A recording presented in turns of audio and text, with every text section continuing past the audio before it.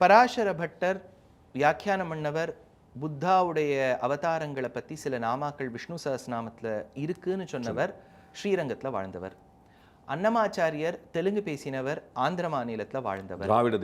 திராவிட தேசம் எல்லாமே, ஏன்னா பஞ்ச மொழிகளை பேசக்கூடிய இடம்தான் திராவிடம்னு எடுக்கிறோம் இல்லையா, வாழ்ந்தவர். பௌத்த மதத்தில் இருக்கக்கூடிய கொள்கைகளை நான் எதிர்க்கிறேன். ஏன் எதிர்க்கிறேன்னு வியாக்கியானம் பண்ண ஆதிசங்கரர் கேரளாவை சார்ந்தவர். ஏன் எதிர்க்கிறேன்னு சொல்லக்கூடிய ராமானுஜரோ தேசிகனோ தமிழகத்தை சார்ந்தவர்கள். அதனால இதுல நார்த் சவுத் டிவைட் அவ்வளோ இல்லை. அது என்ன ஆயிடுத்துன்னா, அவதாரங்கள் ரொம்ப பிரசித்தமான அவதாரங்கள் வடக்கில் அமைஞ்சுடுத்து. பிரசித்தமா தர்மத்துக்காக சித்தாந்தத்தை கொண்டு வந்த பிலாசபர்ஸ்லாம் சவுத்தில் அமைஞ்சுட்டா. இன்னும் அந்த மாதிரி டிஸ்ட்ரிபியூஷன் ஆயிடுத்து. அப்புறம் நிறைய அந்த காலத்தில் பௌத்த படுக்கைகள்லாம் தமிழகத்திலையும் இப்போ அமராவதின்னு சொல்கிறோம் இல்லையா, அக்காலத்தில் அமராவதி, நாகார்ஜுனா இவாள்லாம் பௌத்த மதத்தை சார்ந்தவர்கள் தான்.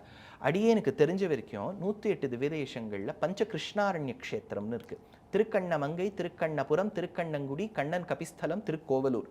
அதில் திருக்கோவலூர் நடுநாட்டு திவ்யதேசம், பாக்கி 4மே சோழ நாட்டு திவ்யதேசங்கள்.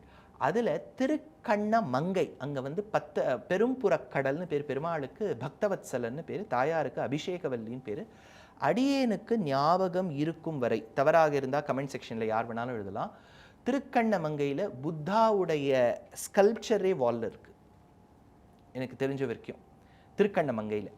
ஸோ இந்த மாதிரி ரெண்டுமே நார்த் சவுத் இல்லாமல் எல்லாரும் ஏர் போரும் இருக்கிறாங்க, மறு போரும் இருக்கிறாங்க.